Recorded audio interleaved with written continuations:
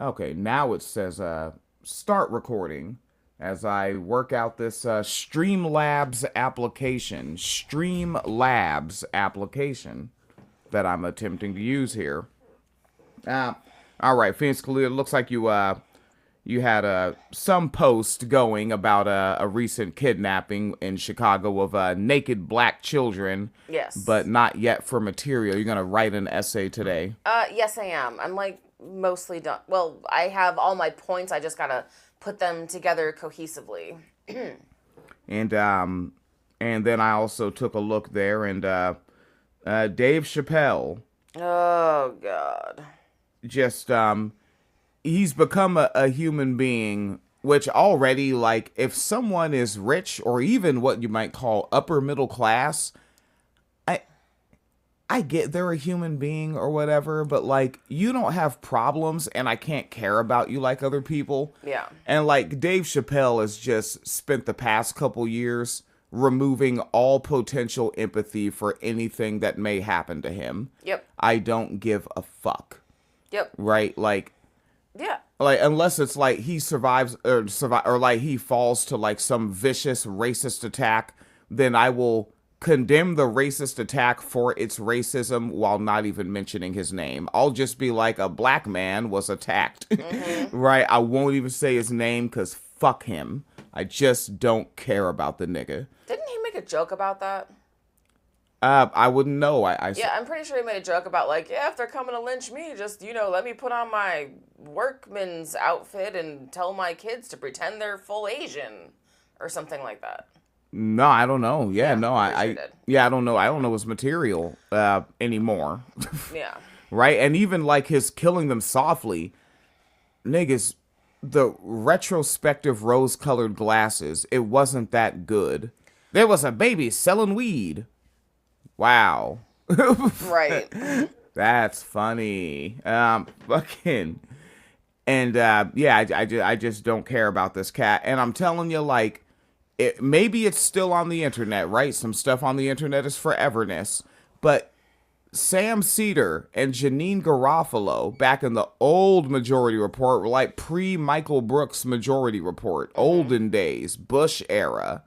They interviewed Dave Chappelle, and he said shit in there that kind of let you know where this was going, because he was on the whole Hollywood wants black men in dresses thing then. And what I don't remember Garofalo or Sam Cedar pushing back, because I guarantee you they had never heard of no shit like that. Right. And they're probably like, that's going on? There's some wild stuff with the Negroes out there. Right. And so now, Chappelle, in the Hollywood Reporter, he criticizes free speech in McMurka at a Saudi Arabia comedy festival. Right. You read the article. I did not read the article. I just saw the headline and rolled my eyes and kept going because I did read articles before. So, okay, right? So they had the comedy festival in Riyadh, right, which is the capital of Saudi Arabia. So it's basically like Washington, D.C. Yeah. of Saudi Arabia. And they had all these like rules and regulations for these comedians about what you can and can't joke about. And a bunch of comedians that a lot of us used to like, right? Yeah. Went there. And we were like, how the fuck can you go there? They're like an oppressive ass regime and they don't have freedom of speech. And the comedians since then have tried to soften it to be like, well, they had a list of like 50 things that you couldn't talk about, but they pared it down to like 10 things. And that's fine. It's not fine. Because you still were not allowed to talk about the regime in and of itself. Like, it's a literal fucking monarchy. Like, they have a king. They have a fucking king. And if you piss him off, he will kill you.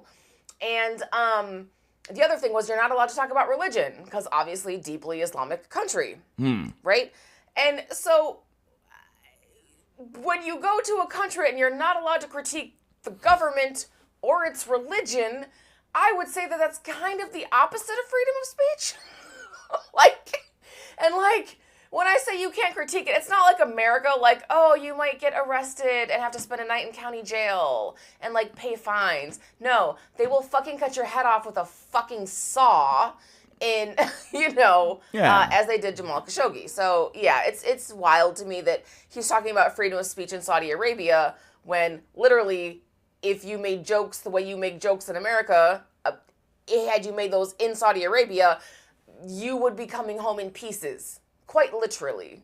Yeah, so you have the free speech to say these words. Yes. You can freely say exactly this. Yes. So much. Like, you can always say this. You can always say this. Constantly. They'll tell you what to say. Woo. It's so easy when you have your script already laid out for you. Oh, man. And I guess and I don't know who all of it is, because none of them are in my news feed, but also I'm barely ever in my own news feed anyway, so it may be. But are you seeing it? Is it the online white left, or is it like general all people that would fancy themselves leftists on the internet that are like, gosh darn it, Bill Burr, I'm so dis-Burr-pointed? It depends on the comedian, because there were so many. Because, like, right, so, like, there's the online left, but, like, for example, like, nobody is surprised Dave Chappelle went. Nobody is surprised Kevin Hart went. Right? Yeah. I was a little bit surprised Sebastian Maniscalco went myself. I wouldn't be. From his material. I was a little bit. From his material, I expect him to be a right-leaning centrist. It's not the fact that I didn't think he wasn't right-leaning. It's like, come on, nigga, you know better. Maniscalco, really? Yeah. Like, I know you're right-leaning, but you know better, right? And he then, doesn't come. He comes across like the kind of guy that would complain that it's like 5 paragraphs long. He seems 5 paragraphs long. Yeah. He doesn't feel like a reader. Right, and then of course Bill Burr, fucking Gabriel Iglesias. I don't think anyone was shocked he went. Gabriel Iglesias, California guy. The fat fluffy Oh guy. yeah. He's like the king of Cali. Yeah, like I don't think anyone was surprised he went. Whitney Cummings went, which I guess, yeah, whatever. Whitney Cummings, white and not funny. Oh wait, the one that I made the post that Partisan Bias has Whitney Cummings overrated. Yeah, that Netflix special was so boring. Yeah, like I guess I'm almost a little bit surprised, not because like I feel like she's morally above it, but just to be like, you talk a little bit too much as a white woman to be comfortable somewhere like Saudi Arabia to me in my head. Like she's like kind of like Marjorie Taylor Greene to me. Like I just would expect you to like maybe go over the boundaries that they gave you, but apparently she didn't, because it's not a news story. Right? And and so there was a bunch, and then of course the Pete Davidson, everyone was making jokes about that. Because his dad died in 9/11, and Saudi Arabia was kind of behind 9/11. Y'all wouldn't be surprised how fucking much shit I don't know. Yeah, no, that was like one of his claim to fame, is that his dad was a first responder who died trying to get people out of the towers in New York. And now here this dumbass is. Oh, but you know what? Also, it's 2025. I am what they call 42 years elder. And I've never watched a single episode of Saturday Night Live. You're not really missing anything. He's not actually funny. Okay, yeah. So I don't know. Because you know how like on Saturday Night Live you have like they have like recurring characters for different. Oh yeah. Yeah. His most like one of his biggest recurring characters is just like a dumbass like college kid who's just like, yeah, okay. Like that's like that's like the character, right? Where like someone will be trying to have a serious conversation with him, like, I just feel like I can talk to you and you get me, because I'm just really concerned about like my life and like the loneliness that I feel and like the depths and the chasms of my loneliness, and I just feel like you get me, And he'll be like, yeah, okay. What is the joke? Is he supposed to be a stereotype? I guess. I don't know what the joke is. No one's explained it? Because it's just him being stupid. Like, that's the whole joke. And everyone thinks, like, him being like, yeah, okay, is like him understanding them, like their complex problems and emotions. I don't get it. Yeah. It's not funny. It's I not won't watch. funny. Yeah, I'm never gonna watch Saturday Night Live And ever. then of course there was the whole like raping the headless horseman thing. Nope. I don't know about how the fuck. So yeah, they did a bit. I am very sad that I saw it. I thought it was going somewhere else. Sorry to like tangent about into SNL, but yeah, where it was like the headless horseman, and they were like, "Oh my god, it's the headless horseman! He's scary!" And they were like, "Wait, but he's just a head, right? So blowjobs forever?" And they just like took his head and proceeded to put their penis in his. Anyways, yeah, that's the type of humor Pete Davidson has. So And this is on Saturday Night Live. Yeah, that was on Saturday Night Live. And people like they go to work, they pay their electric bill and their cable bill, and then out of everything they could do with electricity and cable, Yeah, they watch this on purpose. they do. With their irreplaceable time from their only life. There is no heaven. They do. They do. Yeah, watching Pete Davidson is a choice.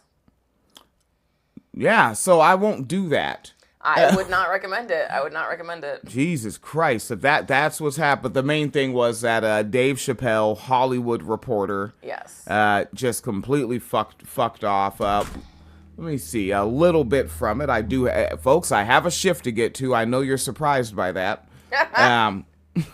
So Dave Chappelle criticizes the status of free speech in the United States while on stage at the Riyadh, I think. The Riyadh Comedy Festival in Saudi Arabia. The comedian was one of more than 50 performers participating in the event, which has come under fire for being held in a country which has been accused of human rights violations and an oppressive regime. I love the accused. Right, like we all fucking saw Jamal Khashoggi get his head cut off. Well, heard the video of him getting his head cut off. Like, and it's also like when we're like using the word alleged when you know that nigga did that shit. Mm-hmm. And also it's like, all right, if we all just drop the word alleged from some of these stories, the fuck they gonna do? Sue every single podcaster? Also, there's literally women in prison in Saudi Arabia for driving without permission from a man. Yeah, that's because women aren't people and they don't want driverless cars yet. Okay. Oh, that's fucked up. That's fucked up.